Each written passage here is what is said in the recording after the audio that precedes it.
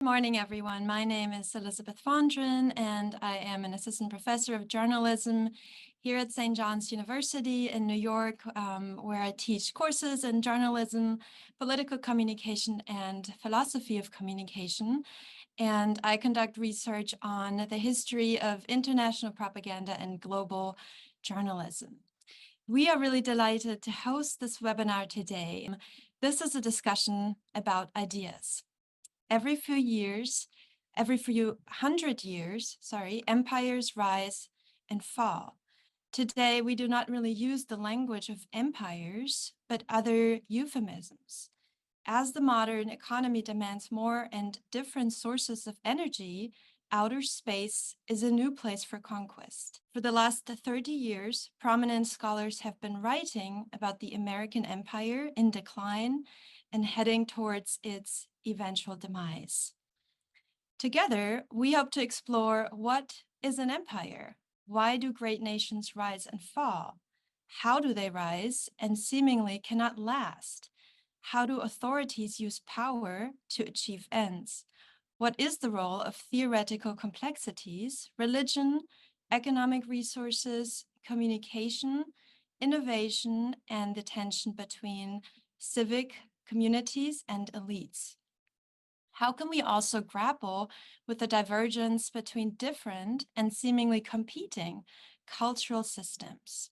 There are no simple answers to these questions, but the longue durée approach to studying political and social history suggests that understanding the dynamics of empires requires us to re-examine the tensions among the political, military, economic, and yes, ideological forces that together constitute imperial power systems in past and present days. Our 5 scholars and public intellectuals come from, yes, different parts of the world, from different intellectual, cultural, and political backgrounds. And together with you all, our audience, join us here to enrich the global community with their and your wisdom. Their perspectives may suggest a range of possible approaches to answer the underlying question, why do empires rise and fall? So thank you very much, and let's begin. Our first speaker is Dr. Luca Iandoli. His talk is titled Complexity Theory and Its Implications for the Rise and Fall of Empire. Dr. Iandoli is Distinguished Chair and Dean of the Leslie H. and William L. Collins College of Professional Studies. Here at St. John's, he was a Fulbright visiting scholar at the MIT Center for Collective Intelligence and has also served as an associate professor at the University of Naples, Federico II in Italy, and as a visiting professor at Stevens Institute of Technology here in New Jersey. His research focuses on collective intelligence, interaction design, and product aesthetics. Dr. Iandoli is the founder and director of the St. John's University Design Factory, which is really an interdisciplinary product design and learning center that supports students' creativity and their entrepreneurship. Welcome to our panel, and the floor is yours. Thank you. Thank you very much, Elizabeth, and thank you all for attending. So I want to give you a perspective that is based on something called complexity science and complex system science. The reason why I like this perspective is that sometimes when it comes to rise and fall of societies, empires, or other social aggregates, my opinion is that a lot of these accounts explaining why society falls or collapses are narrative in nature. So we narrativize a lot and romanticize, this trajectory in a way that is typically going through certain stages.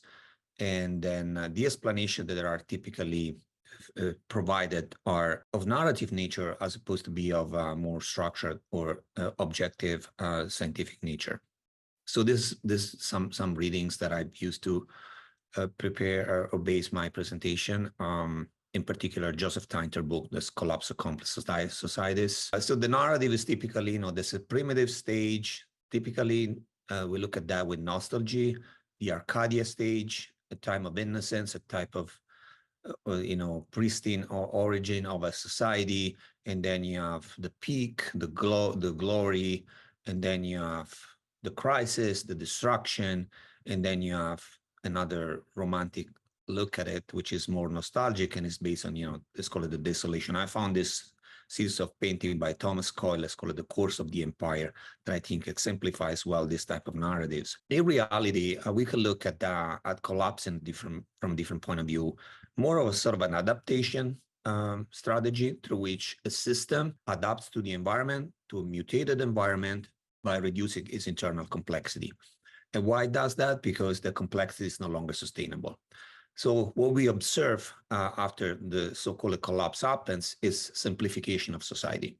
So less stratification, less economic specialization, less behavioral control, less investment in culture, less sharing and collaboration.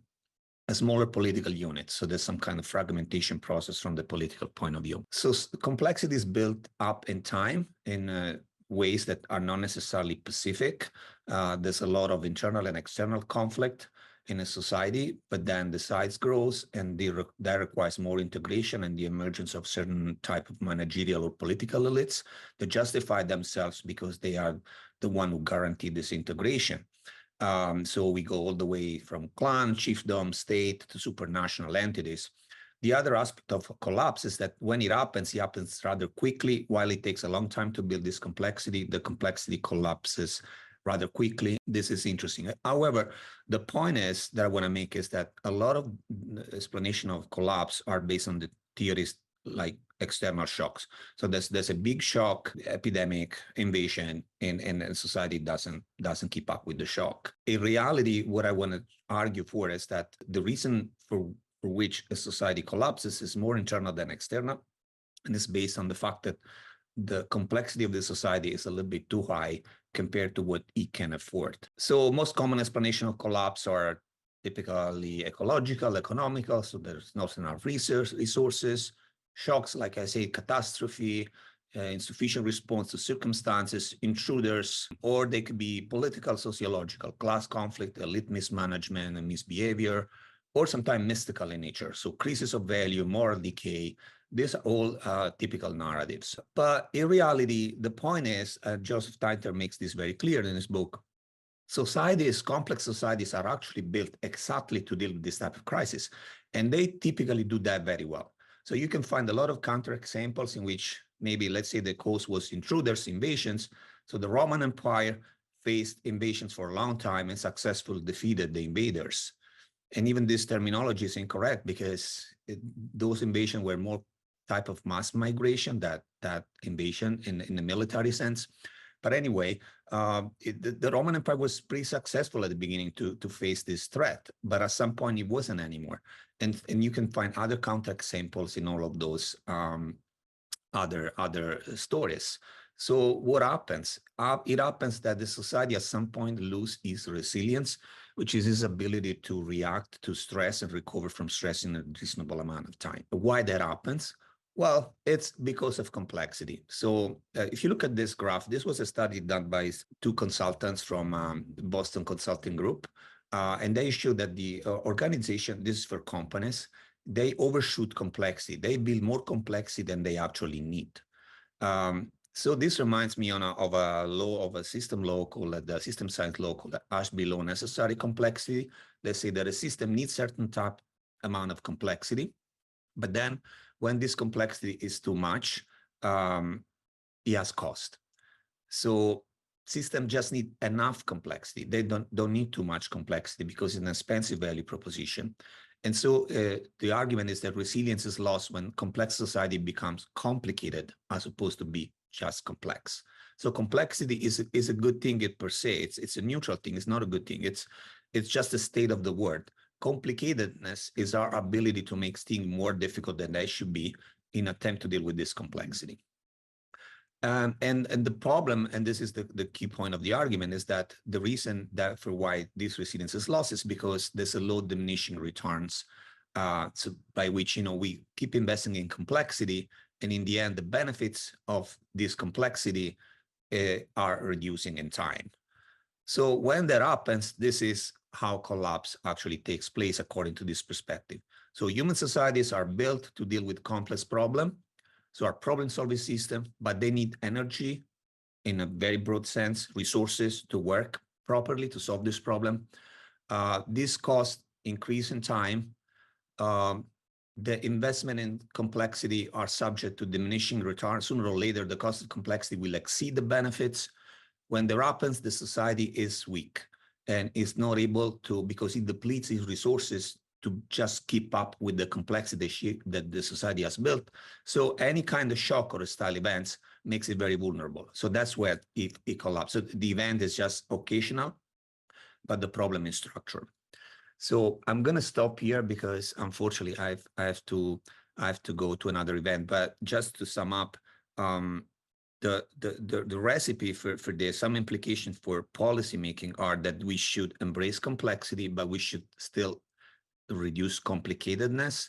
We should reduce inequality. Inequality is a big source of instability of a society. We should pursue efficiency, but at the same time create slack for innovation and creativity, because only through technological innovation and more creativity, we can create more resources so that we can compensate, the cost of complexity by creating a new resource base. Thank you very much. I know you have to go, but we will carry your intellectual input with us. And I love that you, of course, bring up the Tainter book, what happens when complexity turns negative. So we'll continue to talk about it. We will move on to our next speaker, who is Dr. Nana Walzer. She joins us from the Center for Applied Communication in Vienna, Austria. Servus. Her talk is titled "The World Between Democracy and Autocracy, the Role of Communication." Dr. Walzer is an Austrian communication scientist, author, and publicist. She has lectured at several universities and works as a business trainer and consultant. She has over 20 years of experience in education, but also she supports NGOs. She is regularly seen and heard on Austrian television and radio, and she's very active on social media and I believe has her own podcasts. For her engagement in democracy building and political education of the civil society, she has received several national and international awards. We are so happy and really pleased that Nana can join us today. Welcome so much, and we look forward to your talk. Thank you so much for that kind introduction. Thank you for inviting me to speak, and very warm greetings to all of you out there who are listening from Milano, Italy, where I'm right now.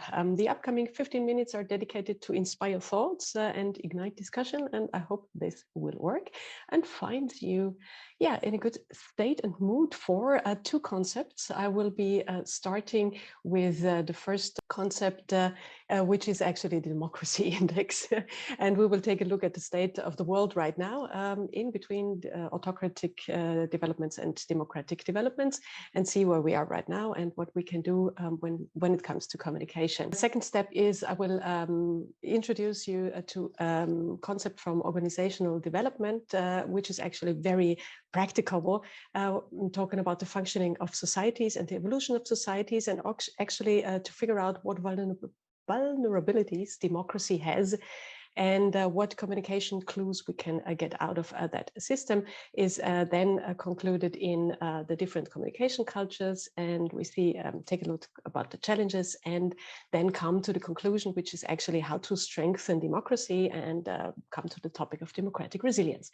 So that's how we are doing it, how I will and introduce it to you. So here, this is the next one. As I was already saying, we start with the Democracy Index, actually published recently by the Economist Intelligence Unit. Most of you will know it. This world, at this moment in history, we have a super election year. So we have half of the humanity, 4 billion people voting. Of course, not everyone in free and fair elections, But the fight between autocracies and democracies is virulent, not only in Europe, but worldwide. And as we see, just to for those of you who don't know what it all means, we see 4 different categories of political systems. We see the full democracy, the flawed democracies, the hybrid regimes, and the authoritarian. So the first 2 I would subsum as democratic, more democratic, and the second 2 I would subsum as more authoritarian. And the hybrid regimes, they still have a bit, well, of hope to progress into democracies. And I summed up the first 2 in 45.5% of the world population, and the last one, you can see it's all. If we are optimistic, it's also about half. So I don't want to bore you with the exact definitions of democracies and autocracies. Just to give you a broad overview, we have free citizens making free political decisions on the one side, but at the same time guaranteed individual human rights and the rights of minorities. We have a functioning government securing that the democratically based decisions are implemented, and we have an active political culture. And on the other hand, we have a lack of all of that. So this is the quickest summary. We have full democratic countries like Norway, New Zealand, Sweden, Finland, Netherlands, Taiwan. We have flawed democracies with a little bit less of political participation, a little bit more infringements on media freedom, for example, with countries such as very interesting Czech Republic, Italy, or India. And then we have the hybrid regimes on the brink to full autocracy. So here are substantial irregularities, and the elections are not really free and fair. And corruption is widespread, and rule of law is weak, civil society is weak. So here we have, for example, Bangladesh, Tunisia, Armenia, Ecuador, and then we have the pure authoritarian regimes with outright dictatorships, with Russia on place 144, and China on place 148. So why am I starting with that? Because when I ask what is an empire these days, I would say that we have 2 general definitions here out there. One is that it's a major political unit with a large territory or a number of territories or people under one ruler with total authority. And if we take that definition, we see that the most people we have are living in India, roughly 1.5, as well as in China, roughly 1.5. It's very rough, I know. But there we have already in those huge populations, a flawed democracy on the side of India with pretty regressive tendency, to be honest. And we have the autocracy of China, of course. And then comes, if we talk about people, a long time nothing. Because the second biggest political unity might be the European Union with 450 million people, consisting of 11 full democratic countries and 16 flawed democracies. And then we have the US, which is considered a flawed democracy, and we know about upcoming elections, and which conclusions that might bring with 350 million, roughly, very roughly. Russia is the largest country, actually, very interesting, with only 144, and of course it's an autocracy. So here there's a pretty, pretty stiff competition going on. And another answer for what is an empire might be this. It's a large commercial organization owned or controlled by one person or one group, for example, a business empire. And of course, we know that the world is ruled by business empires as well. So the globalization and the world of profit is a huge empirical element. And I will, in the next slide, I will include all those definitions. And that's why I really like that concept that we take a look at now. It's a concept created by Frederic Laloux.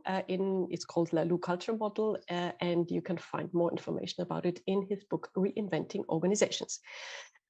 And it's brilliant because it actually shows how social systems are built up during history, but at the same time, you can see all of those elements still being active in a modern democracy. And this is really wonderful to work with when it comes to communication, because all of those communication cultures are existing parallel in the modern democracy. So we have, if we just go about how some systems are gaining power and stay in power, we have first the red circle with the violence. And then we have the second, the Amber circle, where it's all about hierarchy and all about, well, we will talk about a little bit later. The red circle means dictatorships, brutal regimes. The communication style is fear and threats, and it's all about basic survivals. The second, the Amber circle, is a development of human society where elites come into play, be it religion, monarchy, priests, emperors, military leaders, whatever. They make their own rules, and either you belong to them or not. And it's all about dominance. That's the communication style. The third circle, it's about profit. So it's about profitable systems and people who are owning and who are making profits. So the communication style here is advertisement and creating desire and the self-understanding of having never enough or being never enough.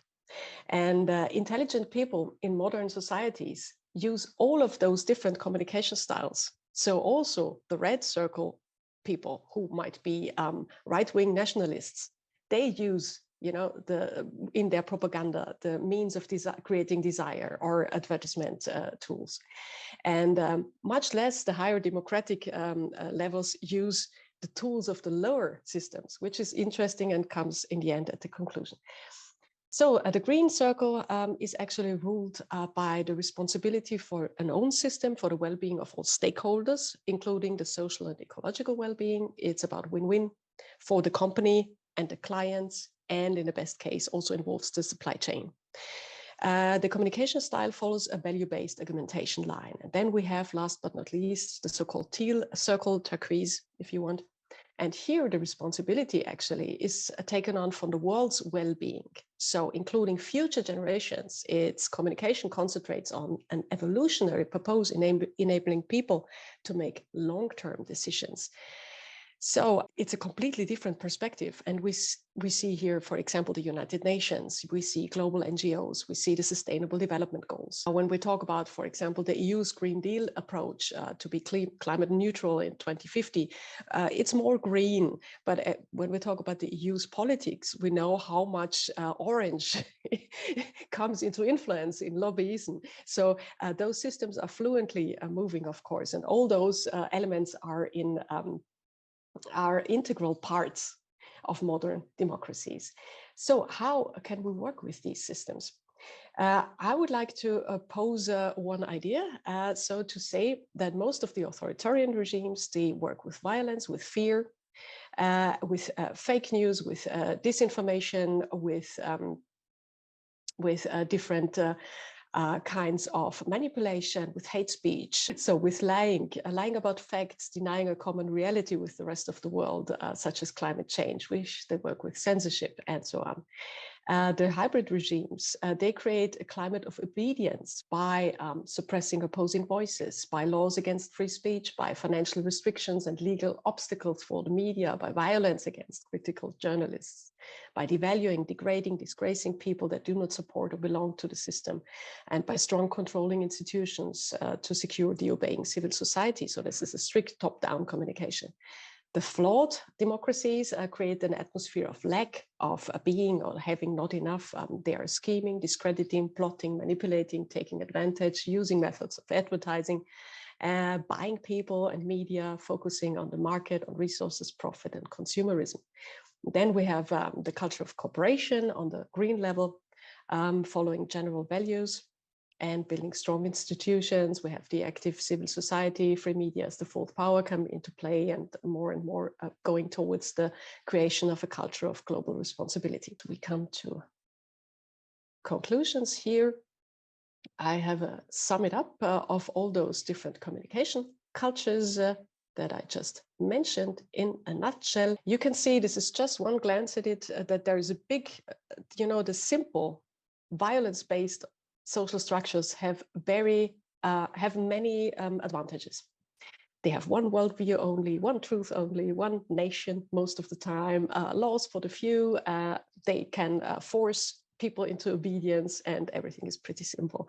And you have on the other side, on the big spectrum, these are very poles, and we have the full spectrum in between, the many environments and the many perspectives, complexity. And here we have the summary concerning the communicative challenges for democracies. We have one against the many. We have the right and wrong thinking against a multitude of perspectives, few decision makers, and a broad discussion culture, and a long time taking discussions in the political field. We have one message versus a polyphony, simplicity versus complexity, clarity versus chaos, and so on. And so in the end, I just would like to go to also the third from the bottom, emotion versus rational. And we know that emotion always comes first. And we have fear and hate versus trust and hope. And we have especially immature personalities who can lead in a red circle, but they can't lead a teal circle. We need mature personalities to lead democracies. If a democratic system fails to address, and you could think about Maslow's pyramid at the same time, if a democracy fails to address any of those elements from the red up until the green, it becomes endangered by the forces within, who are actually delivering a better message on those other levels, or it becomes challenged by the outside. So a democracy in modern has to deliver safety and security. It has to deliver stability, orientation, and belonging, well-being, participation, and the global survival.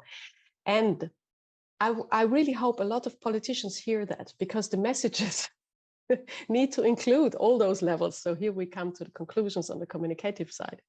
Democracy, they should not ignore the other levels. They have to include them. They have to learn to use emotions, because also objective journalism is kind of a credo. It doesn't exist. Every message has an emotional impact. And we need to take responsibility for that. And we need to take the fears and the anger and turn it around. So we have to provide orientation and addressing the needs, the basic needs of people. Democracy has to advertise herself and communicate the benefits, the profits of democracy. Many people take it for self-understanding. They don't know what it's for. And it has to bring together the survival of the individual and the global survival. And success needs a new definition. So away from the profit. And you see the colors that I used, they just reflect the circle they come from. We need to combine success and survival to really give the evolutionary purpose an earthing, a ground. And in the end, and this is the major conclusion, democracy and democratic systems, they need mature citizens. So this all works with education, of course. We need a discourse culture, a culture of responsibility, and a culture of development. And someone has to do it. And we need visionary people who, pioneer and who show the way, but also who implement systems and structures reinforcing discourse, responsibility, and development. And here are some of the sources for the speech. I thank you. Thank you so much, Nana. This is brilliant. Of course, we have a chance to quiz Dr. Walzer about this model, but it seems just, a very comprehensive way. And I can't wait to engage with you on questions. Let's move on, please, to our next speaker. We have the distinct honor to welcome Dr. Amarjiva Lochan from the University of Delhi in India to this panel. His talk is called Defining Empire and its Rise and Fall in the Contemporary World Scenario. Professor Lochan is a senior professor in the Department of History at the University of Delhi, and he is a joint dean for international relations. He is also the foreign students advisor of the university. He is the founder and president of the South and Southeast Asian Association for the Study of Culture and Religion. He was elected as vice president of the International Association for the History of Religions. He was a governing council member for the India Center for Migration and has served in the Ministry of External Affairs for the Government of India. He has also been appointed as of last November as an advisor to Buddhist projects. Professor Lochan serves at the Ministry of Culture and Education, at the Education Ministry in various capacities. with major research projects in Southeast Asia. Professor Lochan looks into the issues of Indian diaspora, Indic elements in Southeast Asia, and Buddhism. He converses in 12 languages and has traveled to 93 countries, mostly for research and presentations. As I said, it's a true honor to welcome you to our panel. Thank you very much, and welcome, Professor Lochan. Thank you so much, Professor Elizabeth, for your nice introduction.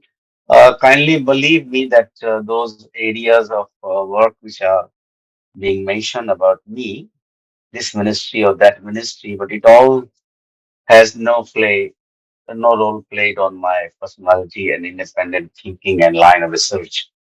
I serve on different occasions, but I hold my own views at all level because autonomy is a great thing of my University of Delhi, and I'm proud of that. Well, when this talk title came to me, I was wondering how we are going to understand our uh, definitions of empire and empire building and the process of learning, of unlearning them. This is a very uh, thoughtful plan by St. John's University, and very grateful to them for providing me this opportunity. Well, we have just heard from the first speaker related to Roman Empire, and then we just heard from Dr. Nana talking about the definition and democracy, flawed democracy, full democracy, or autocracy, and all. Well, the definition of empire is completely changed in the modern days. When we talk about empire, you may well know about the fact that there are commercial economic powers that play important role in defining and shaping, or rather reshaping, the so-called empire of the past. And these players from other parts of the world affect hugely upon not only nations states creation, but also leads to situation where you find that these so-called empires of the modern times, they do play much more important role what we had thought of in early times of that, when the king was a personality not to be negated, not to be thought of, to be taken no care of that. Now, in this world, we do have some people who are creating an empire. For some, it looks like a very defiant empire. For others, it may look like an empire which has uh, relevance for their own benefit. So it all depends upon the localization. While I'm talking today, just now I have seen how Louis Vuitton has come down to a level where they have still hundreds of millions on today. And then I'm seeing just now Jeff Bezos loses something, but still he remains second or third richest in the world. Are they not empire? Are they not emperor? They are. They are not only empire in themselves, but they do also talk about their own life being a role model. When we talk about taking them as a role model for empire building, it will be more worse than what we have seen in the colonial era. When we talk about democracy is completely at their mercy. When they come, they do talk for their own benefits. I just gave you one example just 2 days ago. Uh, Elon Musk was in India talking about why India is not part of United Nations Security Council. It's an absurd idea. He said not to include India. Same person, few days, few months, few years back, had a different opinion. So these languages of empire builders change on their perspective of understanding human society. Well, at the same time, when we see the chart of Dr. Nana about democracy and flawed democracy, the big question comes when we bind ourselves to certain kind of data like this, which may itself be a very flawed data. There is no question being asked because the parameters do change at many places. Simply, autocracy, dictatorship is well known, notoriously known for us to harm the growth of human being. But the human being is not only important in modern times, in understanding a building of a concept. The concept of living together is becoming much more important when we see in the cases of Oriental cultures. You see, the individualism is missing in day-to-day affair, day-to-day belief system of people in India and earlier till 30 years ago in China too, or Southeast Asia, you can find them. They do talk in the term of I, not as I, but a we. This understanding of others would create an empire which would not be harming each other. The empire of trust has to be built up. The empire to create a situation where you do not feel a subject for harassment, for the loss of humanity, for the loss of your freedoms, for the loss of many things which you deserve to be having as a common, regular human being. At the same time, we should also be careful about when we design or define human rights. You see, the human rights, when it becomes I centric, it has a different connotation.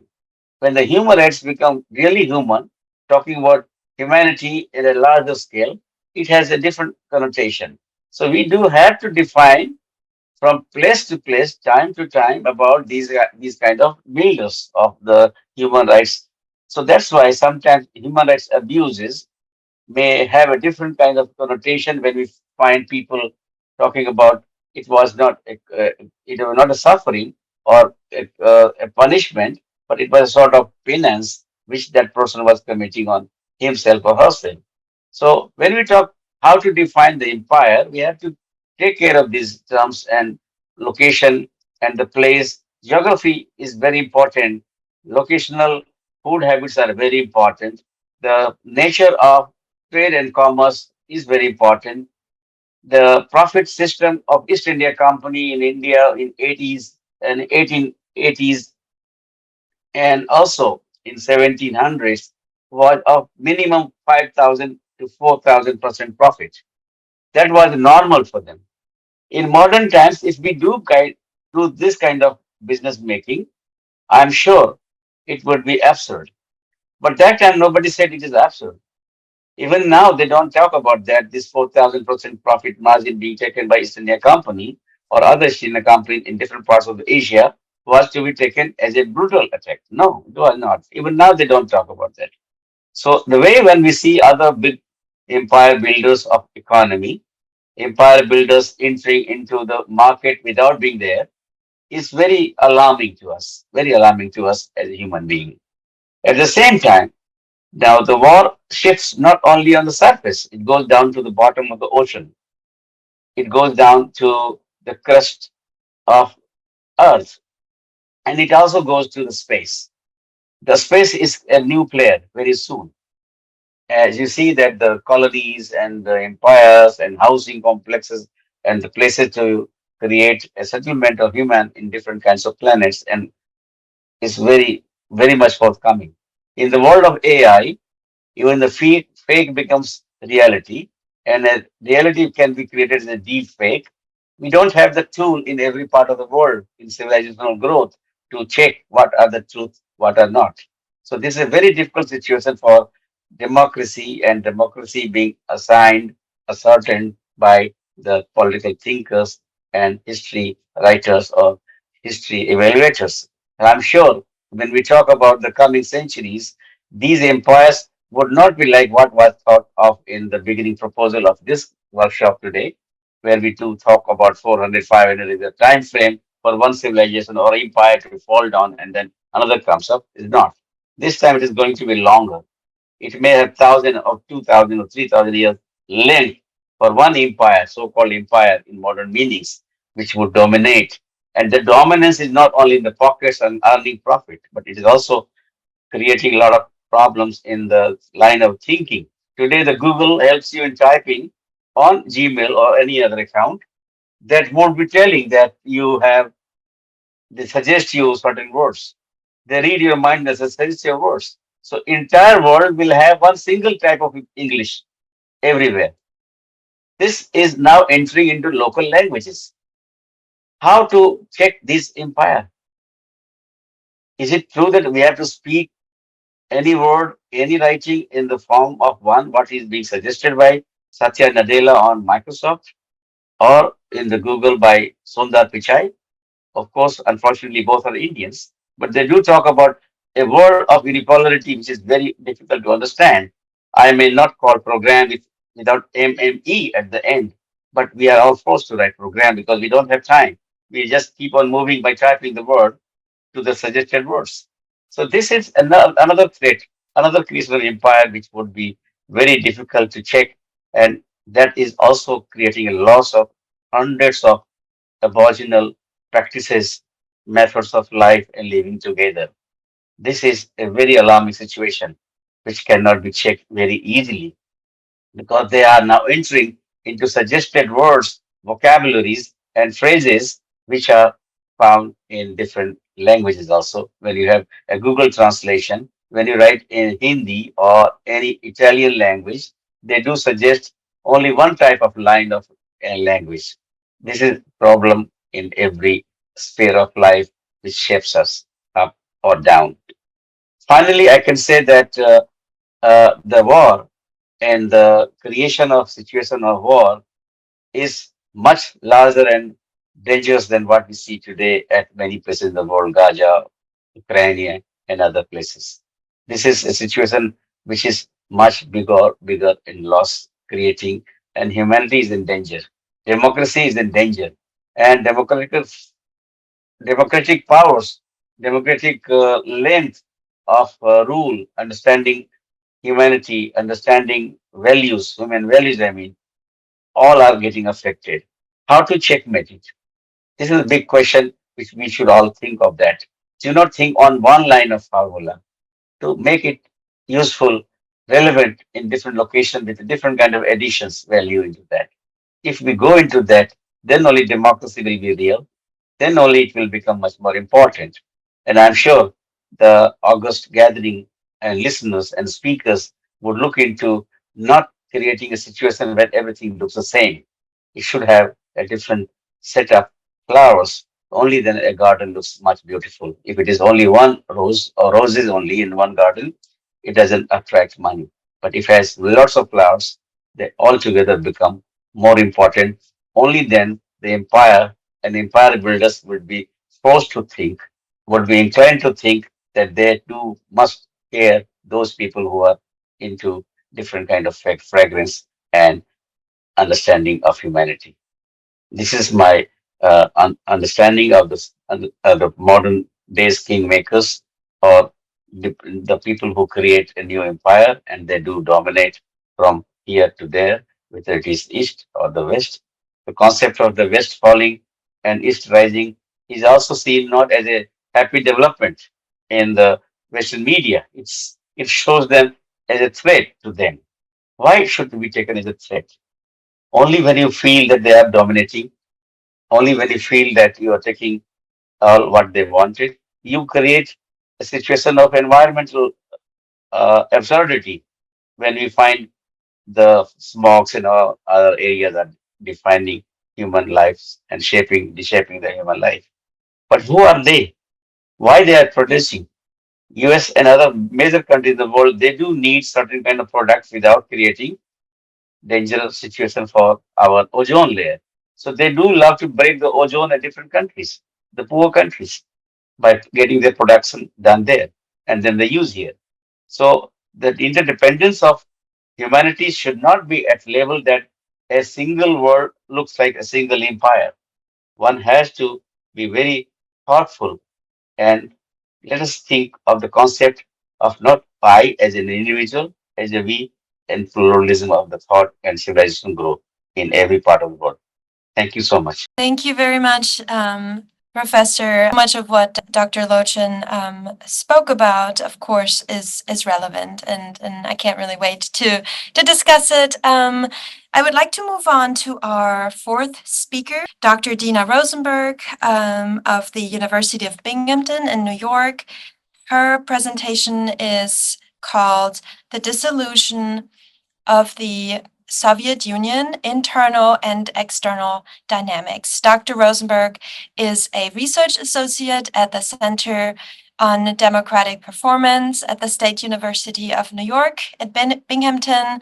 She was an assistant professor of political science at HSE University in Moscow until 2022. Her main research areas are comparative political economy, healthcare politics, post-communist states, and historical legacies.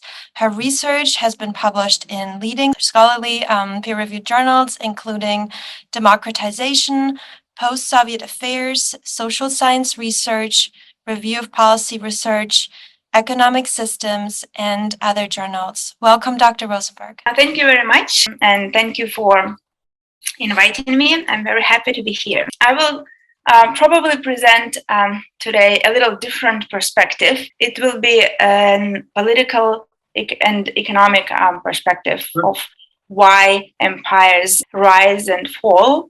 And I will present it on the example of the collapse of the Soviet Union. So I will talk about the reasons why empires fall, general reasons, and some of the specific logic on the example of the fall of the Soviet Union. And to anticipate some answers, I will focus on the inability of the totalitarian state to compete, to innovate, and as a result, to survive. Also, we will talk about, whether it was a truly bloodless process or it wasn't bloodless. And then if it was it delayed? And what we see now, is when we see the collapse of that same empire. We will touch upon the role of an individual in history. And, is it true that, Gorbachev single-handedly destroyed, the massive Soviet Union? And surely there is this myth in Russia, but I think that I would try to dissipate it. And another interesting thing about the collapse or dissolution of the Soviet Empire is that no one predicted it. Not people inside the Soviet Union, not scientists, or even scientists in the West, right? There were a lot of resources that were pouring into studying the enemy. Still, almost no one predicted that. And then I would try to talk about some overarching theory of empires collapse and see how, the past predicts or frames what might be happening today and tomorrow. I believe that, structurally or systematically, all empires must come to an end. So basically, this is a structure, and the end of an empire or its fall is endemic to the definition, because one way or another, empires would plant their own seeds of destruction. We will talk about it later. So the usual suspects in why empires fall that are in the literature, and this is over centuries, would be the weakening center and the rise of periphery. And there is a nice book by Heather and Rapley, 2023, who talk about that and who try to apply the logic of the fall of the Roman Empire to the today's West. And they say that, the rise of periphery would be a decisive factor in the decline of the West if it happens. And they say that, China's rise, it's yesterday's news. Today and tomorrow, it's already becoming about Africa. Well, then war, social unrest would be another reasons. And, it's also important how we define empires, and there will be different answers to this question, right? So some people would say that we don't have any empires anymore, because by empires, we think of colonial empires. But others would say that, like the United States or the European Union, rising China, or some would say even Russia, in some sense would, qualify to be not just important powers in the international relations, but also with some imperial ambitions and logic. So this is an iconic picture of the dissolution of Soviet Union. And, you can see the protesters against the communist coup d'etat that happened in August 1991. And there is Boris Yeltsin, the future first president of Russia. And what's interesting here is that you don't see, it's not Tiananmen Square, right? You don't see too many, too much blood or tanks shooting. These are people who explain or even, read the benefits of democratizing rather than going back to communism. And so I will first give you some what I call textbook reasons, why the Soviet Union fell, and then we could talk about more overarching theory. So, of course, by the time by the 1980s and even by the 1970s, the economy was in a really bad shape, right? First of all, the world was moving towards knowledge-based economy or innovations-based economy, and the industrialized model of the economy for which authoritarian leaders are arguably good, it came to an end. Then there were a lot of losses in the budget. First of all, from the sharp drop in oil prices due to the several oil shocks before, and also anti-alcohol campaigns, which, by the way, succeeded, but for the purpose they were made. But still, they also contributed to the huge fiscal budget deficit that was, that was an important trigger of why the Soviet Empire dissolved. Of course, there was also too much of military spending due to the arms race and due to the Afghan war in Afghanistan.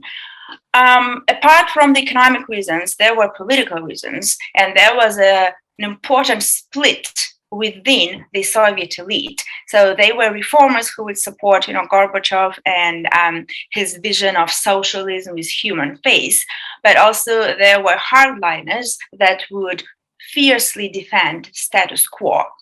And then a lot of people, and a lot of there is another theory that that Gorbachev's reforms were poorly thought through and implemented badly. So they were half-hearted, some would say, and that was also one of the reasons they were not successful. So he wanted to restructure the economy. Maybe the intentions were good, right? But he wanted to restructure the economy. Then he had to open the society. But then once he did that, a lot of classified information went in, and people would be dissatisfied and disappointed in the regime. Like the Chernobyl disaster and banned literature. It was eye-opening for people who were oppressed by propaganda for so long. And then some elements of democratization, and also what happened even before Gorbachev, but declassification of Stalinist crimes, and even further this topic, it would lead to disillusionment among the people. There were vested interests as well who did not support the reforms, and that's actually one of the reasons they were unsuccessful, and they were half-hearted. So military, energy, and agriculture, kind of these three whales that the Soviet economy was based upon, and actually that's the Russian economy is based upon today as well. Another important reason was, of course, nationalist separatism, in a sense that national leaders of the Soviet republics, they already didn't like that. They already didn't like it that most of the important posts were like political and economic positions were occupied by ethnic Russians.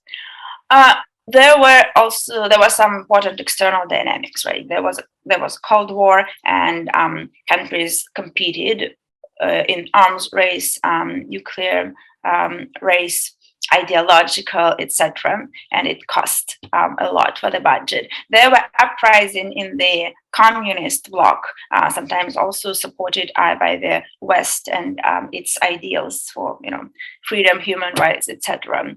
Another thing is war in Afghanistan, which was first portrayed as an international duty, and unfortunately, if you read about what happened there, mounting number of Soviet casualties. Then there were a lot of disabled soldiers that were returning from war, and one could see that no one helped them. There was a huge discrimination of them. The image of those soldiers were not that great because they led an unpopular, dragged war. And, the Soviet army, one of those ways, as I mentioned about, it was discredited in the eyes of the people and in the eyes of the leaders of national republics. So everyone saw the center, Moscow, was weak at that time. And unfortunately, it's remarkably similar, I think, to what is happening now. Oil prices, of course, contributed to the drop in oil prices, the drop in oil prices. That led to the budget deficit, and there was no there was no Marshall Plan to help the Soviet economy. But the economic, there are some experts who argue that sure, economy was in a bad shape, but it's not like the Soviet Union never, succeeded in tackling such economic problems. They survived a lot of problems. So why didn't they survive these problems in the 1980s, 1990s? So why didn't the Soviet Union implement, for example, the Chinese reforms that China successfully implemented and moved from a state-centered economy to a market economy without changing its political structure? And Chris Miller, in his very interesting book, he answered that this was because of those vested interests, military, energy, and agriculture complex, that were not sure that the center has the capability, to enforce the new market rules. They were afraid that something would go wrong. For example, they wanted to do this dual track system, right? So that producers still keep supplying production quotas at set prices that they did during the Soviet Union. But then they were told, okay, if you produce more, you can sell it at higher prices to whomever you want and make profit. So they were given market incentives to do something nice for themselves. Why didn't they agree? It's a win-win, right? Why didn't they agree to the reforms? Well, again, because they thought the center wouldn't be able to guarantee that everyone would follow those rules, that there is no black market, that the suppliers will not set prices through the roof, So that was one of the reasons. And to move forward, so a lot of theories would say that, it's about one man, Gorbachev, as I told you, who destroyed the Soviet Union. But I would say that personalities and leadership does matter. And we know that the history doesn't like if statements, but I think this, we can only say that, his reforms, they could serve as a trigger or maybe catalyst, but not as true reasons for why the Soviet Union dissolved. So, for example, Gorbachev famously said that he will not use violence anymore to clamp down on protests in the national republics or the Eastern Bloc. And then we saw a lot of protests and national republics rising up against the Soviet Union. So some would say this was an important signal, right? But then, we can say, like if Rosa Parks had not refused to give her seat, to a white man at the time, wouldn't we see civil rights movement and equal rights movement? So I think that's comparable things. And so when I was thinking about one systemic reason why the Soviet Union can come to an end, I came to the conclusion that it's about absence of competition and inability of the totalitarian system to innovate. So there is this interesting theory that, like when you are in a totalitarian state, you don't have market. You don't have this Smithsonian, free hand that would give you an idea which product is better, which company is better, which selling strategy is better.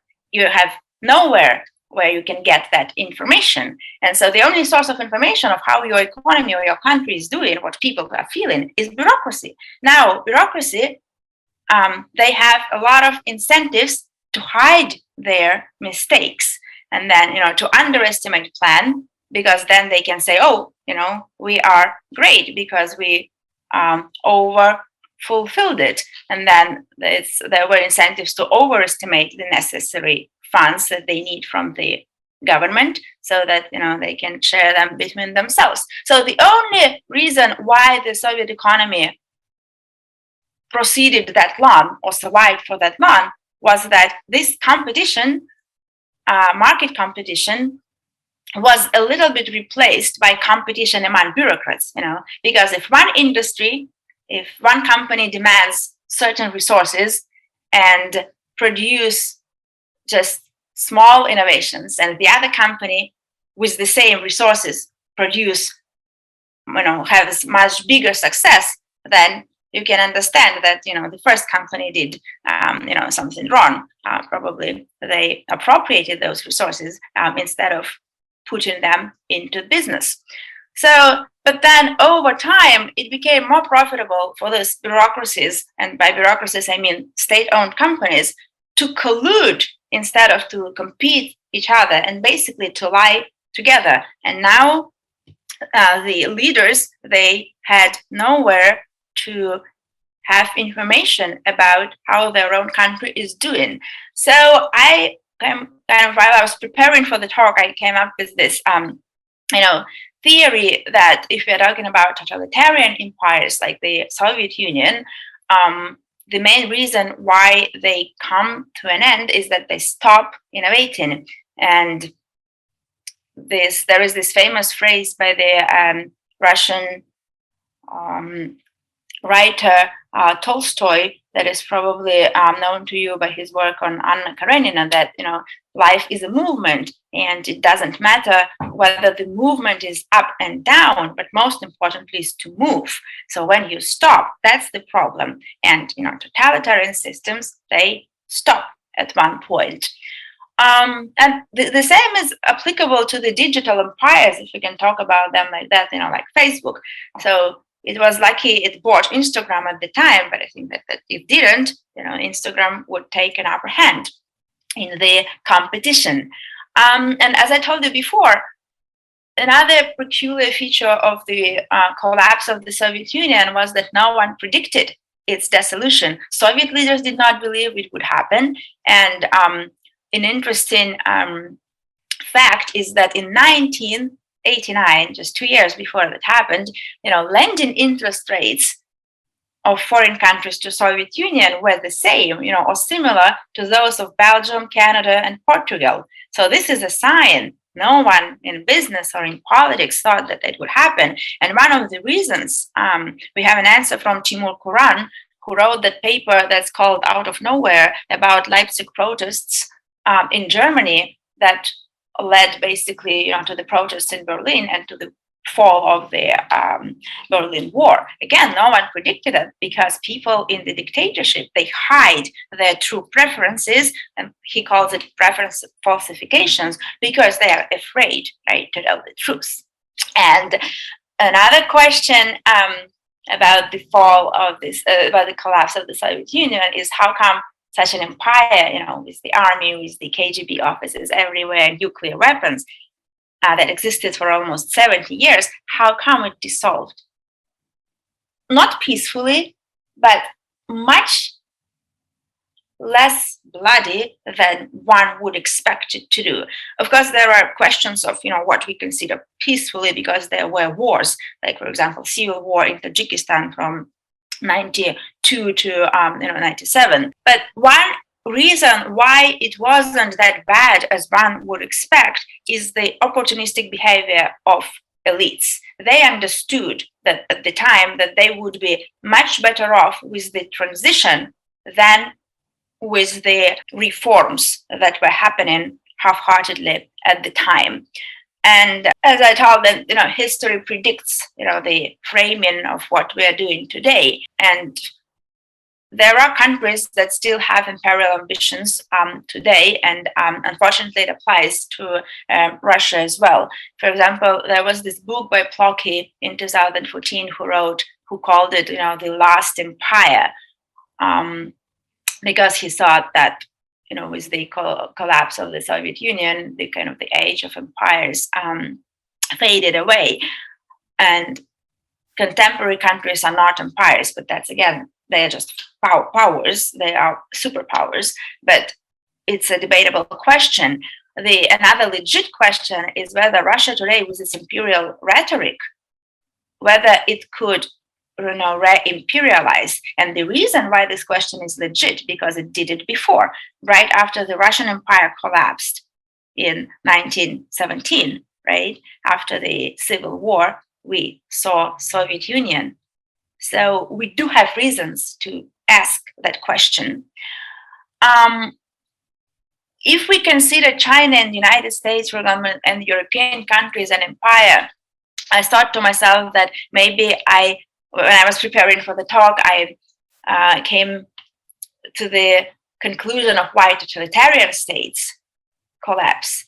But I was thinking to myself, then, for example, United States or European Union, they are democratic, right? And they do have competition. So why would they fade if that happens? And I thought to myself that maybe the overarching theory would be the following, that the collapse of the empire is inevitable because every country has its own problems. And at one point, when some forces blend together, those problems can, twist and become the decisive factor, so that they can come to an extreme. And I think that for the United States, one problem that could contribute to the decline of the country is polarization.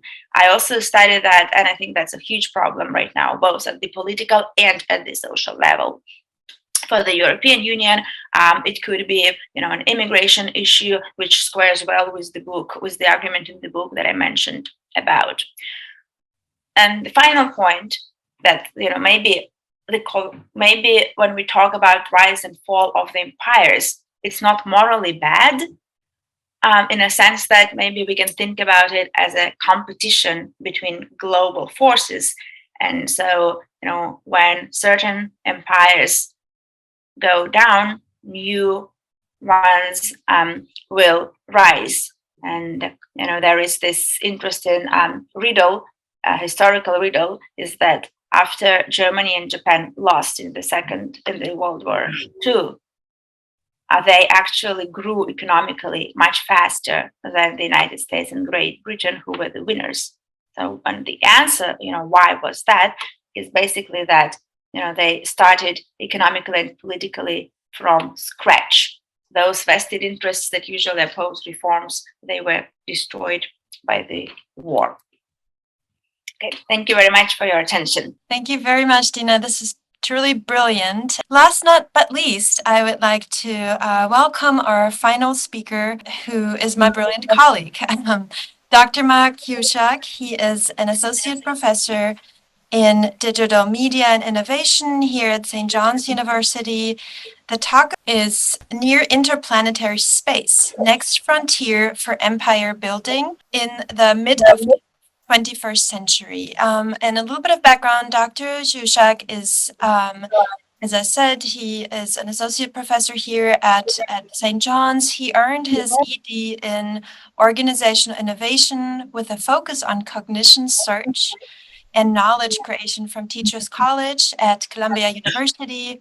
He also holds a master's degree from Warsaw University in international politics with a focus on the intersection of advanced technology, innovation, and politics. He has more than 9 years of teaching experience and designing courses at the undergraduate, master's, and doctoral level. He is the undergraduate communications program director, as well as the director of our MS International Communication graduate program. This is impressive. He has supervised more than 20 master theses and is currently supervising 3 PhD dissertations. His scholarship has been widely published in international peer-reviewed journals, books, and as business cases. He also is an inventor with 1 patent filed in the USPTO and a 2nd invention under review. He has more than 16 plus years of experience as a practitioner and consultant in knowledge management, digital media epistemology, strategic communication, and scientific media. So welcome, Mark, and we are very excited to have you join this panel and to hear from you. Thank you. I would like to meet the person you're talking about, Elizabeth. It sounds far better than myself. I've been very interested for a number of years in near interplanetary space and the shift from humans being there incidentally, like a one-shot, let's walk on the moon and come back home, to establishing permanent presence and how that permanent presence affects the broader question of empire building. And so this presentation is going to have 2 parts. The first part, I want to give a kind of what I call state of the art. So where are we actually today, and why does this matter today? And then I want to look at the implications of that state of the art. So I'm going to start in a really weird place, which is Crimea. I'm very bad at doing slides. I generally don't do them, so please forgive me if the slides look odd. So Crimea is a great place to discuss empire building for a number of reasons. The first reason, of course, is that Crimea has been fought over for centuries by empires. It is a cross point where Russian Empire, the Ottoman Empire, the British Empire, and have intersected together. And it's also at the heart of a new kind of space power. Specifically in the war in the Ukraine, it's quite well known that Elon Musk gave Ukraine free access to Starlink. And I'll discuss Starlink in a few minutes. It's a novel internet access-based system of satellites in low Earth orbit. However, when the Ukrainian government asked for Musk to give access to Ukrainian forces fighting in Crimea, he said no. And Walter Isaacson, who wrote a biography of Musk, said that Musk did it not because he was pro-Russian, he was anti-nuclear war. And so I find it interesting that you have this historic place that's been fought over by empires. It's actually defined the spread of many empires, from Catherine the Great to the 1840s Crimean War to the current day. So it's a great place to look at because it's sort of a starting point for how significant space is becoming in empire spreading, basically.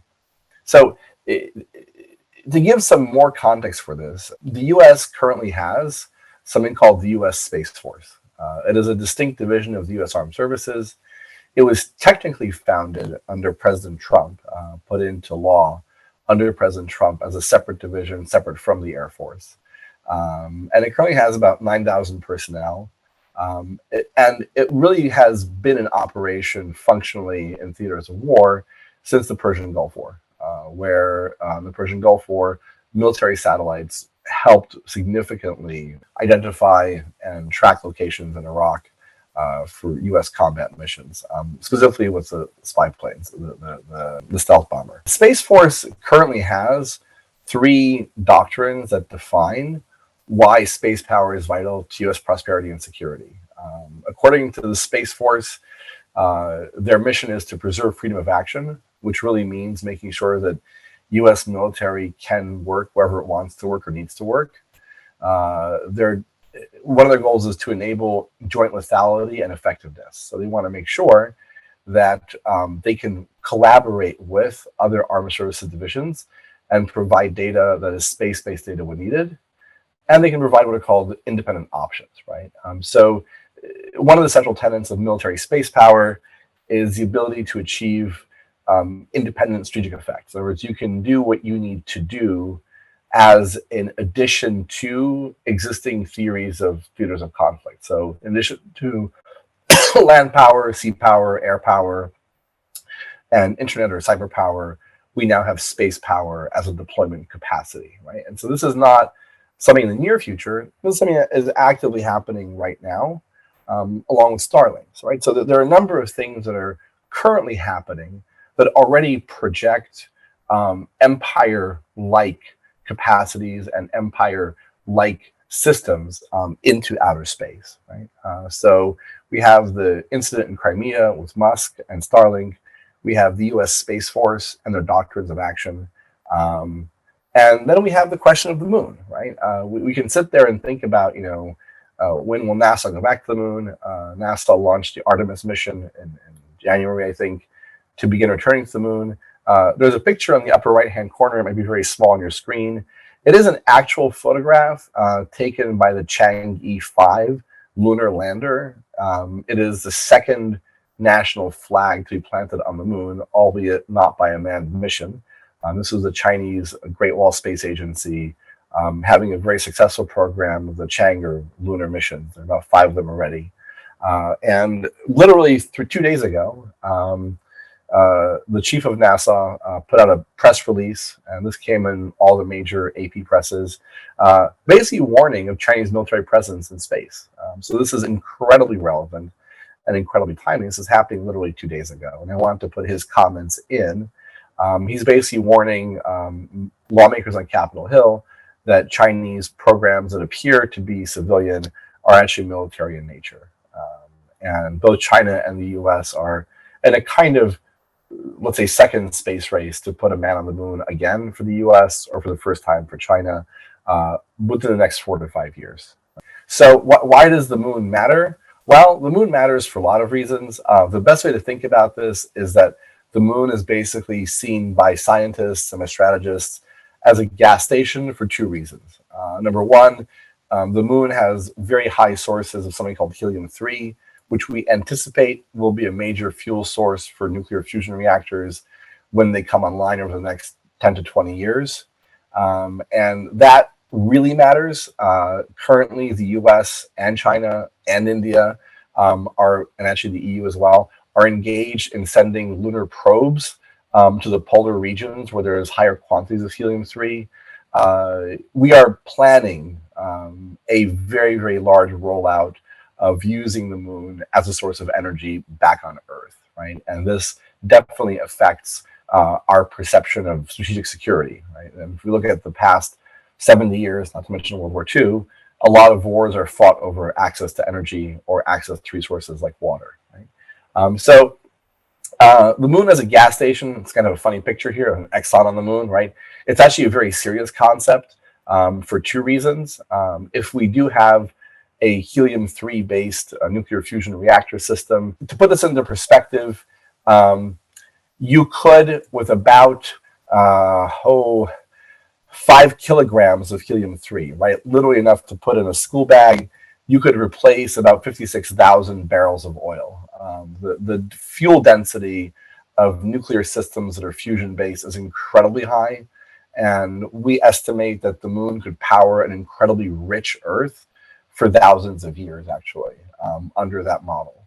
At the same time, we are planning to outgas water, which is frozen in the lunar regolith, and use that water by splitting it using solar power or nuclear power to form fuel for interplanetary transit missions. So there's a lot of talk of using the moon literally as a gas station, both for fueling the Earth, but also for fueling faster, what we call Hoffman transfer missions to Mars or the asteroid belts. There are currently, in addition, there are 5 companies currently working on technologies for mining the asteroid belts, either for heavy metals or for water, again, for fuel. So this is not the near future. This is not the far future. This is the present day. These companies are actively getting investor money. developing technologies. We have actually landed a probe on an asteroid, so we know how to do it. And I think that there is tremendous potential in terms of mining the asteroid belt. And this seems like it's science fiction. The point I want to make here is that it's not science fiction. It is happening now. Right? And the last big question, why now, is of course Mars. If you don't recognize them, this is Elon Musk next to a guy called Robert Zubrin. I've met Zubrin personally. Mark, I'm sorry to interrupt you. Yep. I don't think we're still on the first slide. Did you see the gas station picture or the? Okay, let me go here.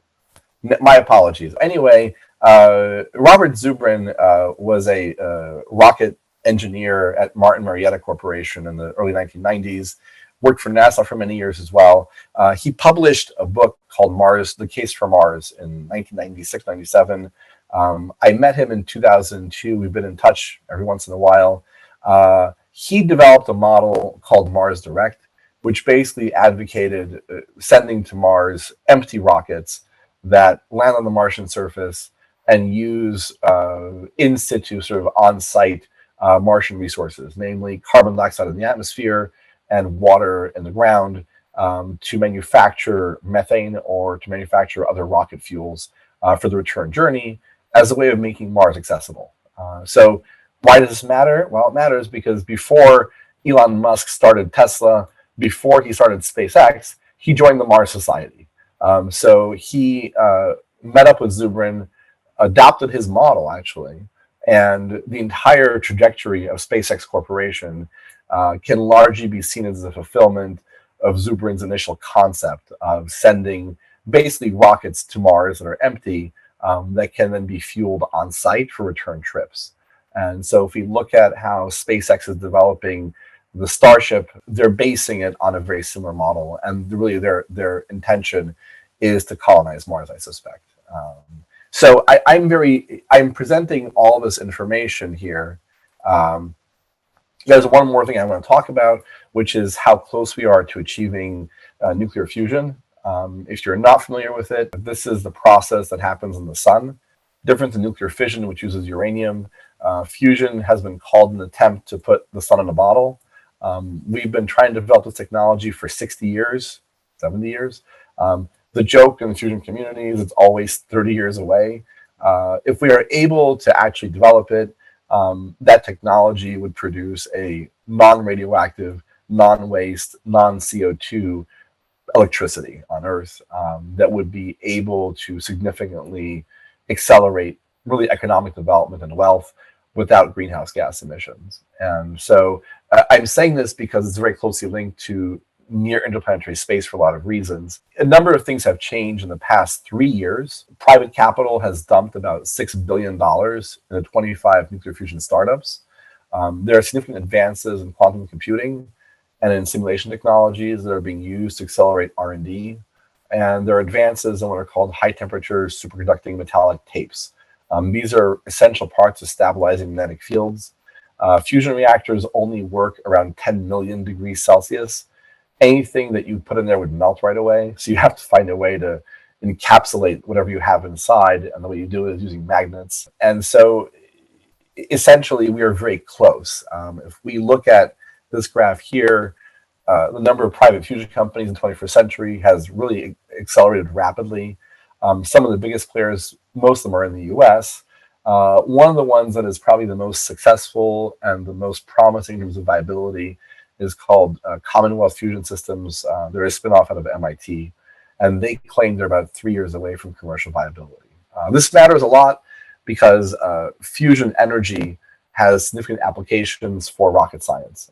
So if we know how to control using magnetic fields, very, very high temperature fields, we can develop rocket technology that makes interplanetary travel take days or weeks instead of months. And if we know anything from the rise of empire, it's that transit time really matters, as well as transit cost.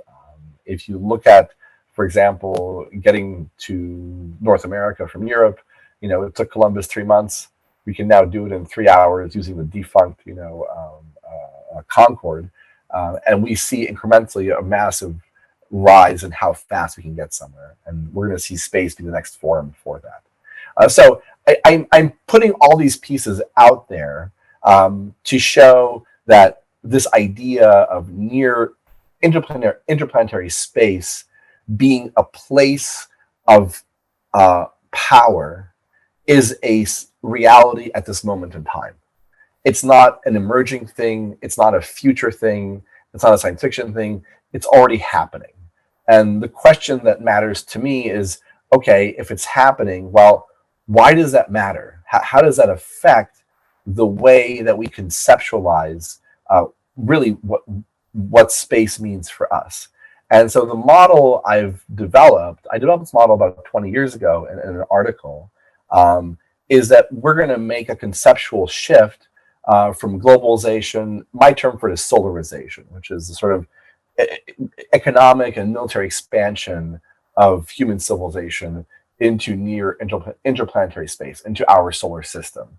And I believe that having a discourse that explains this matters.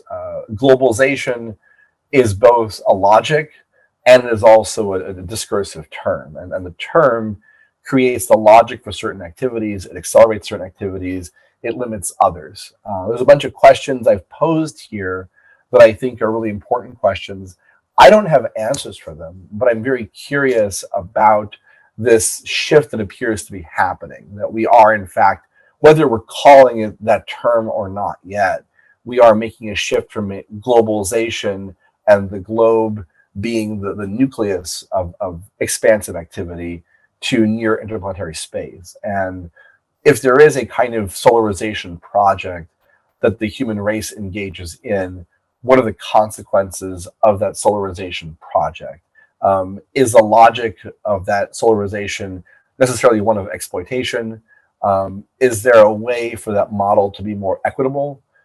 Can space-based empire produce higher equity on Earth? Is there a way for that to happen? Is it colonization if there's no one there to begin with? What if space as empire really provides us opportunities to alter or radically reduce inequalities? My concluding remarks are basically that I think that the logic of solarization has to be carefully studied and analyzed. And we have to be sure that in the way that we create a logic of expansion into near interplanetary space, that logic is not one that reproduces or makes worse the current inequalities that we have on Earth.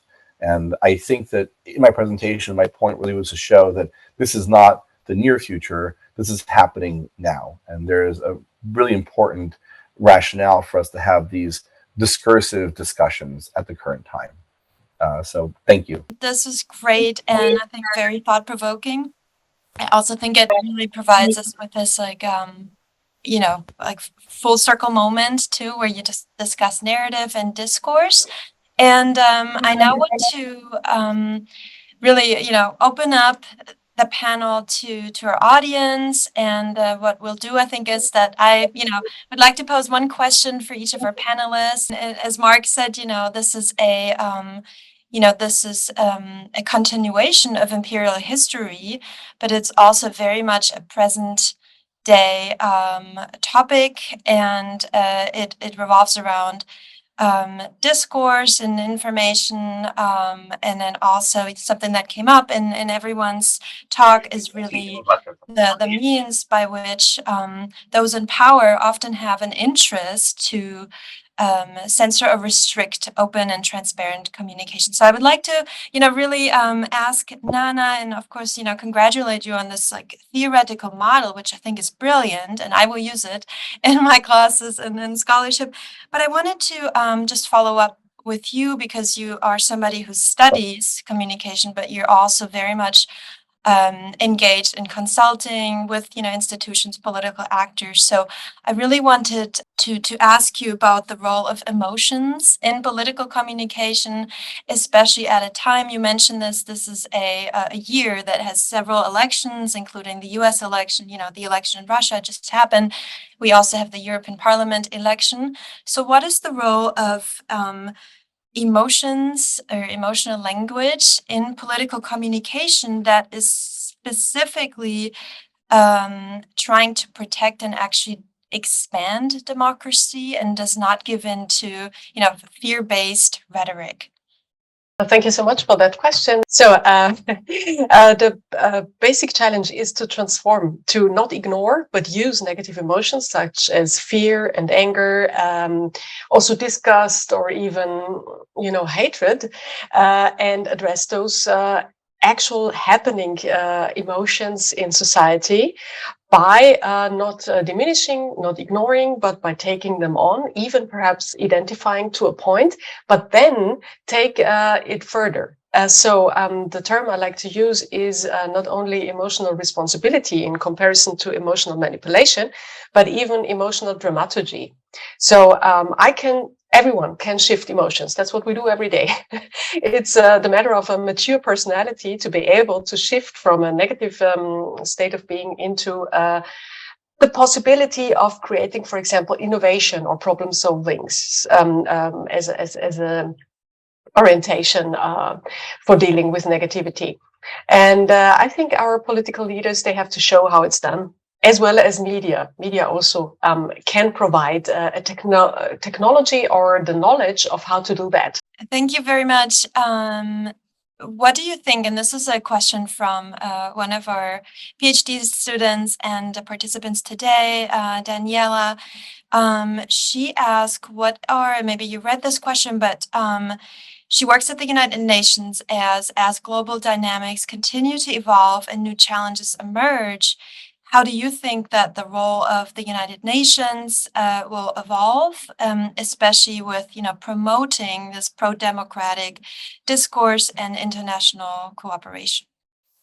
I just happened to have been at the headquarters in the United Nations in New York, and in Vienna we also have a UN headquarters. So it comes, of course, from a time where war was imminent and where the need of feeling peace and of also finding a structure on the global scale for peacekeeping and peacemaking was felt highly. And in the moment, the legitimacy of global institutions such as the UN is not felt globally. That's my opinion. So it might need something like a supranational cooperation that is stronger by, for example, implementing kind of political structures. What I'm talking about is something like a world federalist view or a world parliament, something that gives the system more legitimacy by connecting states on a supranational level, by making decisions together, by giving civil society an approach, things like that. These would be my first approaches. Although everyone knows how important the work of the UN is, it's simply not seen and accepted everywhere as being such an incredible body that it could be.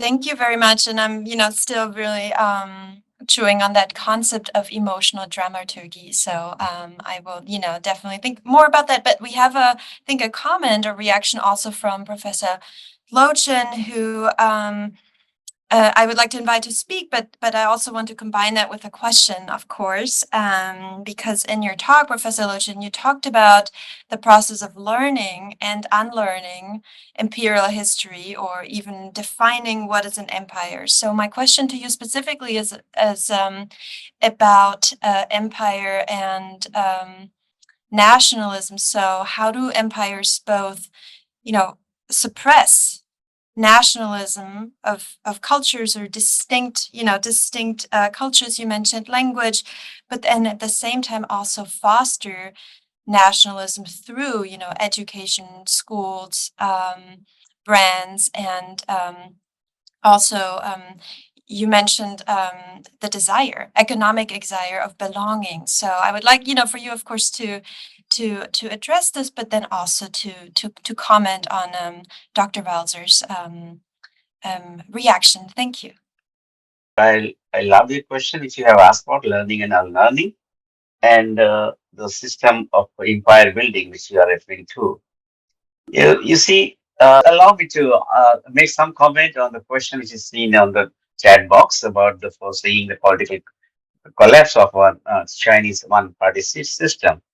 Uh, Unfortunately, I read about Chinese history from the time of prehistoric days, and I have seen historical growth of the people and desire of the people and aggrandizement of the area geographically. I mean, has been quite longer and larger plan there all the time.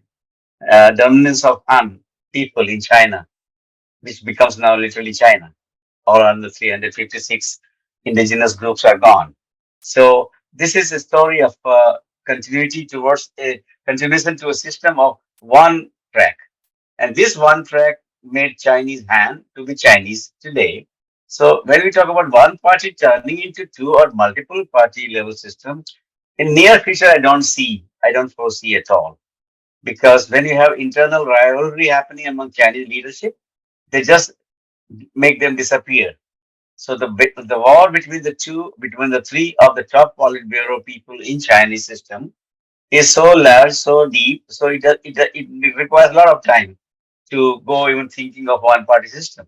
So one party system will continue. Multiple party system is, at least from my opinion, 60 to 70 years ahead. We have to think of that's not today. Now, regarding learning and unlearning of which you talked about, you see, how do we rate, how do we grade an empire to be an empire? And you said that education and all the tools required for helping, maturity and all. But when you talk about what is the process of learning, it may be learning for you, but it may be unlearning for me. So I was talking to the civilizational situations a different time frame, which makes you understand that. Now, when you talk about learning or going through a deeper, higher educational process of making you develop, these again, two terms are very confusing. If you talk about education, one government, one party in one country, after getting a majority, might create a system of books and education, which would have to go through all the young boys and girls. And then this education, will it be called education in real sense? No, it will be one track education. So mixing up, that's why I was referring to in my previous talk that one flower garden is no use. We need lots of flowers. Like we have 4+1 flowers, uh, four of you. And I just say +1 because there's a word in Hindi, in Indian language, flower is called fool. And in English, there's a word FOO, fool. So 4+1, I mean, these are the flowers which we see together at the moment, all of you. So then it becomes complex and good thing to us to learn. I listen to others, I learn a lot. I may learn more by the discussion with the students. So that learning, unlearning, we have to see from the time frame, location, and geographically situation also. We have to do that. So somewhere you need to unlearn. If you teach, suppose I saw the syllabus of one country, never to my country. I don't want to name the country. That country has created a history which talks about 5,000 years from now. I mean before. And that country is just a creation of 20th century. So they take those elements from the past to be part of their educational system of students. It becomes bizarre because there are certain kind of dichotomy and paradoxes between the past and the present. So this is very important that is unlearning. One has to inflict upon the people. So this is the conscience which has to be developed. The conscience of why to becoming we, the conscience of understanding others what they would say. The moment you think what others would say, if this fear psychosis works into your mind, you will be a perfect person because you are concerning people next door to you all the time. So this was I was raising that point when you talked about the learning and unlearning. Now, so education also has to be multi-tracked, or in American English, multi-tracked, or Google English, multi-tracked. Thank you. Thank you so much. And I just, just a brief reflection, which I know that most of us here in the Zoom room can relate to this, because we all are from, different cultures, different continents, speak different languages. But this feeling of belonging, where do I belong, is part of that lifelong learning too, that, the more, of course, we dig into history, and this is, I think Dr. Rosenberg called it like a textbook, textbook history, but it's also very social and very personal history that often then fuels our interest. And I know this with my students, who often become interested in research because it has some relation to their lives, so where they come from, the countries they come from. And so I think that this idea about history being something, it is also in a way a lock to or a key to unlock, more about ourselves and our identity, and then memory politics play in there. But if we look at how often empires have been very successful of telling their subjects, you belong here, don't go out, you belong here, your place is here. And we see the continuation, of course, with autocratic or totalitarian regimes. And this is, something that interests me greatly. What are personal experience, but also the value of foreign information, foreign news. I would like to move on, and we have several, of course, questions too in the chat, but I would like to ask Dr. Rosenberg about her fascinating talk on the dissolution of the Soviet Empire, Soviet Union, and how she discussed the internal and external dynamics. And this is, a question that, of course, also relates to this dimension of knowing, and knowing more, knowing differently. I think that in, the post-Soviet world, people are, and this is an argument, people are far less likely to embrace grand plans or state ideology for social transformation. 30 years after the Soviet collapse, we can see that, yes, this was not the end of history, but it was the end of an era. And when you spoke about, imperial rhetoric, but then also the rising dissent at the level of ordinary people in civil society, could you speak about the role of, individual trust in like state visions or state plans, transformations, and specifically this level of, dissent or criticism or skepticism that we don't see, because we don't speak Russian, or we cannot look behind, what is happening in Russia. So could you speak about the level of dissent right now in this time of history in Russia? Thank you. Thank you very much for this question. This is a really hard question to answer, because if you meant like the level of individual trust, do you mean level of trust in the government right now in Russia? Well, there are different polls, but again, because of the theory that I talked about, polling and serving in the authoritarian context, although they all tell us that it's anonymous, it's still, people sometimes would think, I'll just, to be in a good place, I will just, say something that everyone wants to hear from me, rather than what I really feel.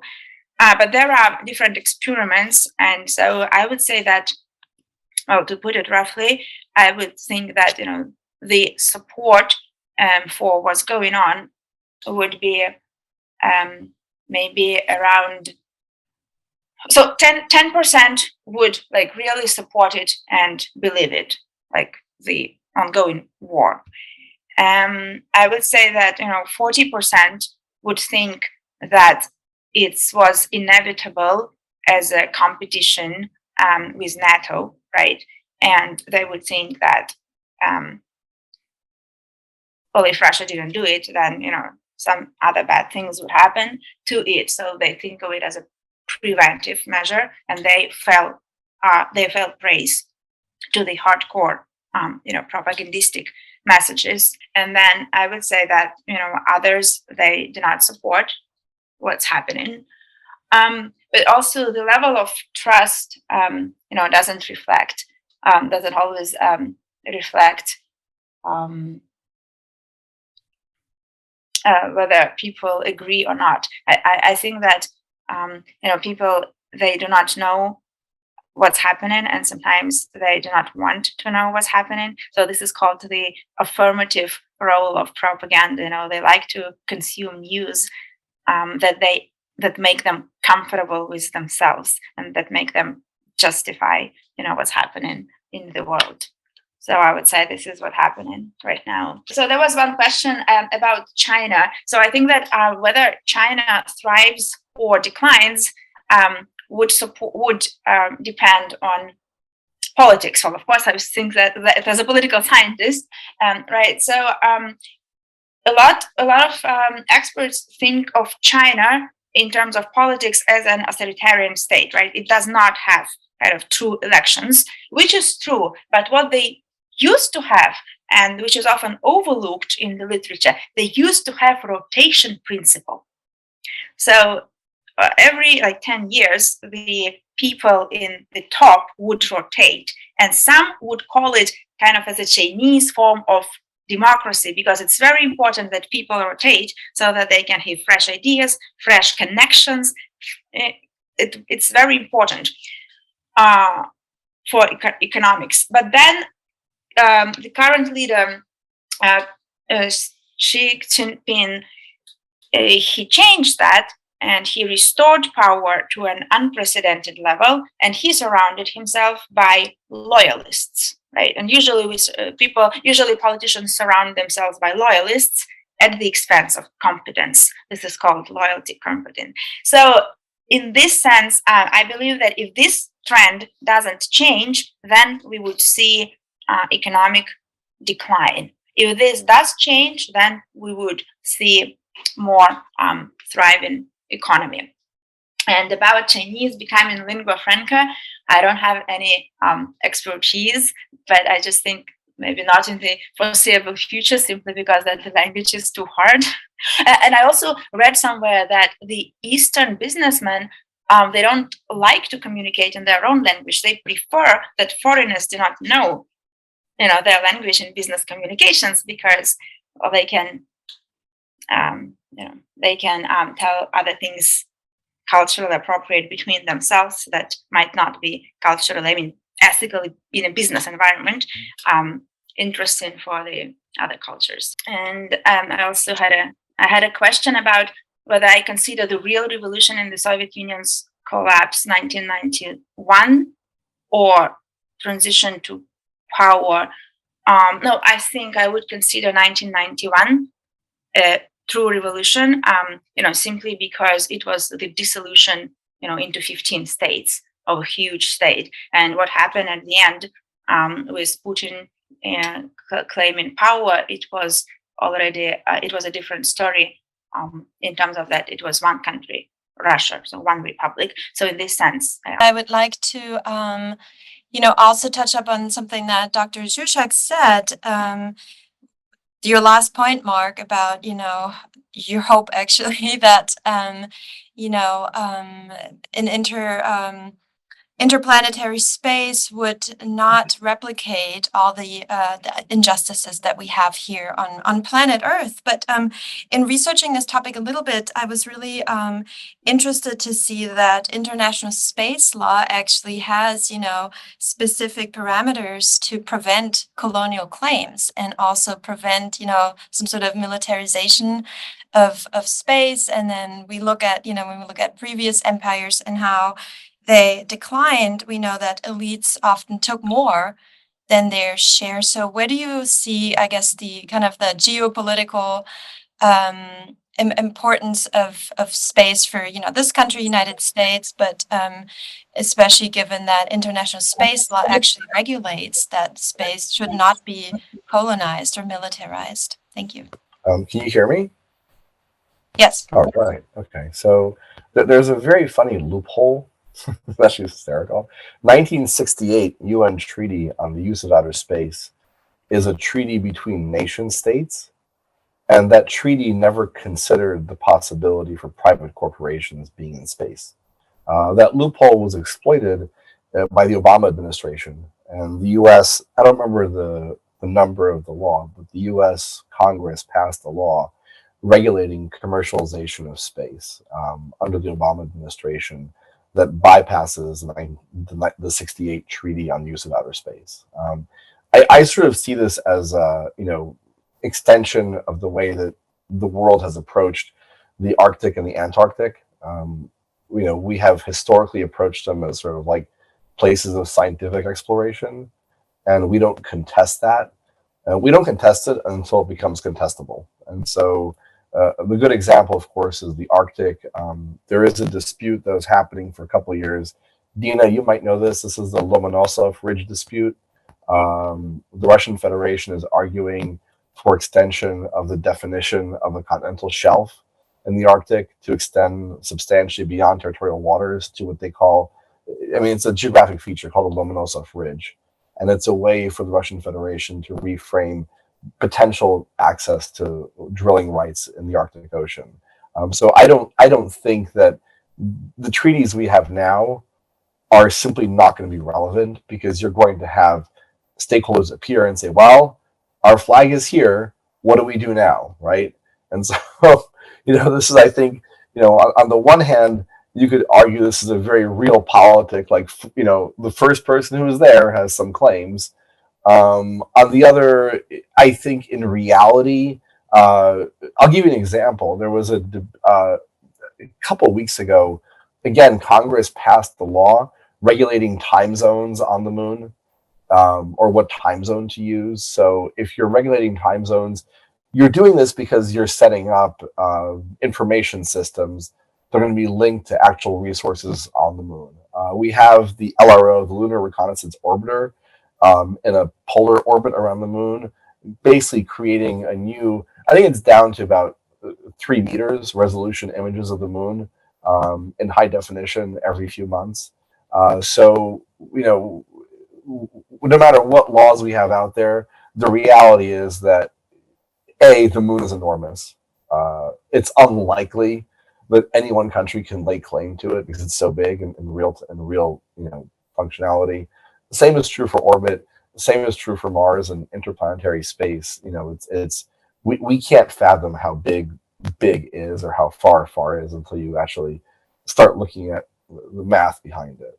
I would like to follow up to kind of, make a sort of a loop to what Dean Iandoli spoke about in the first presentation. So he said that the fall of the Roman Empire is often, romanticized, or we have in a way idealized that that process. And the same, would you agree that the same could be said for, exploring outer space, that there is a romantic notion, maybe also fueled by pop culture, science fiction, of settling that space, and that there is a potential for innovation, and also for entrepreneurs like Elon Musk.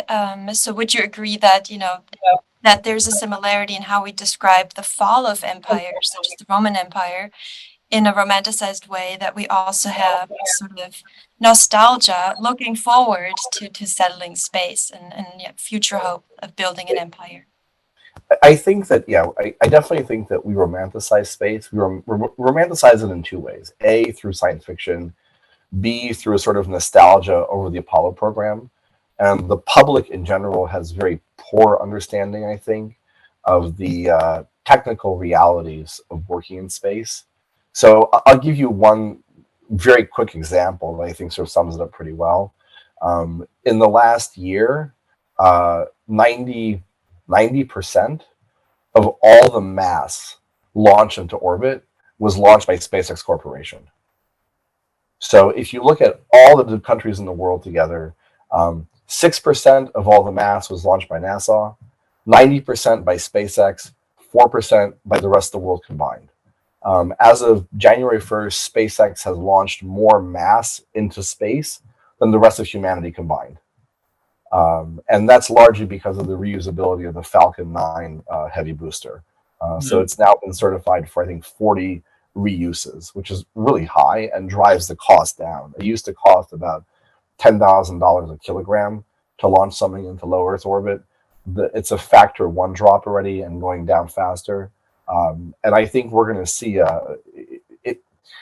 my personal view on this is let's look and see where Wall Street's going. Not because I'm advocating for them, but because the investment market as an aggregate tends to be a pretty good looking glass into the near future. And if we see Wall Street dumping money into companies that are space oriented much more heavily, then that means a real revolution is about to happen, and not the romanticized one, you know. But again, I think it's a complexity issue. What Professor Iandoli said is quite true. There's tremendous complexity involved in actually doing things in incredibly extreme environments, and the general public does not have an understanding of what that complexity is. Thank you so much. It sounds like an excellent dissertation topic, even doing a comparative lens between EU policy on space and, you know, American or other countries. I just wanted to add to Mark what he has said very truly. And we have to also look into the observation and happening around in the bed of ocean. You know, I was talking to some geologists. They said that total amount of uranium and other nuclear weapon maker, they have 20,000 times more than what we have on surface. So the next war, next empire building will be under the water. And that should be a topic for our next debate together. I'm sure this will be very interesting to us. Thank you so much. Do you want to comment, Mark? Or yeah, I mean, I think that, you know, what you're saying is spot on. I mean, I was talking at a poli-sci conference 2 weeks ago with an expert from Greenland, and not even like underwater. You know, Greenland is a major next market for uranium mining, and there are huge debates internally in the Greenlandic Parliament about what kind of society they want to be. I think the same thing true for underwater. You know? So I just think that the you know, to put it bluntly, we humans are apologists for ourselves. We look at ourselves as these incredibly advanced civilizations that have done wonderful things. And in reality, we don't control that much. As someone once said very eloquently, we can predict the weather. We can't stop one tornado. Right? So for all the technology we have, we've developed millions of inventions, advanced thousands of years. We can't stop a tornado. That tells you a lot. Can I put a question? yes, yes, Yeah. Professor Bauer. I understood from another description of a empire, political, but it's a system of control. So churches, for example, could also be an empire raising up and falling down. And understanding the role of Gorbachev, as Dina Rosenberg described, the role of Gorbachev as a person representing the empire, brought me to the question: what about, for example, if you follow what's going on in the Catholic Church, what about Pope Francis? Is he in Gorbachev, or what is he? I mean, trying to, but not really doing.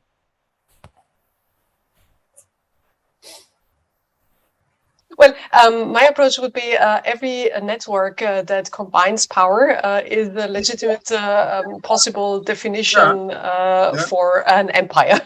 So it might be churches, it might be, as you have written in your comment, it might be economy, it might be completely different